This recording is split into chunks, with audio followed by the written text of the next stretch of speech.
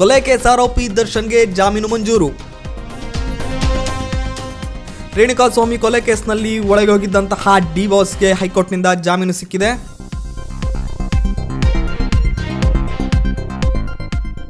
ಪವಿತ್ರ ಗೌಡ್ಗೂ ಸಹ ಜಾಮೀನನ್ನು ನೀಡಿದಂತಹ ಹೈಕೋರ್ಟ್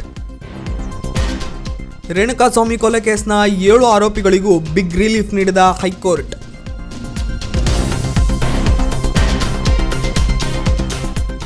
ಕೊಲೆ ಕೇಸ್ ಆರೋಪಿ ದರ್ಶನ್ಗೆ ಜಾಮೀನು ಮಂಜೂರು. ರೇಣುಕಾಸ್ವಾಮಿ ಕೊಲೆ ಕೇಸ್ನಲ್ಲಿ ಒಳಗೆ ಹೋಗಿದ್ದಂತಹ ಡಿ ಬಾಸ್ಗೆ ಹೈಕೋರ್ಟ್ನಿಂದ ಜಾಮೀನು ಸಿಕ್ಕಿದೆ.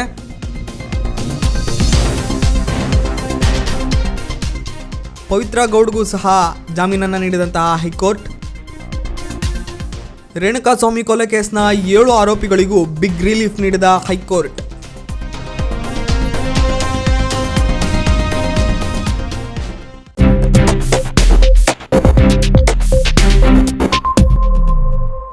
ವೀಕ್ಷಕ ಮಹಾಪ್ರಭುಗಳೇ, ನಮ್ಮ ಚಾನಲ್ ಅನ್ನು ಸಬ್ಸ್ಕ್ರೈಬ್ ಮಾಡಿ, ಶೇರ್ ಮಾಡಿ, ಪ್ರೋತ್ಸಾಹಿಸಿ.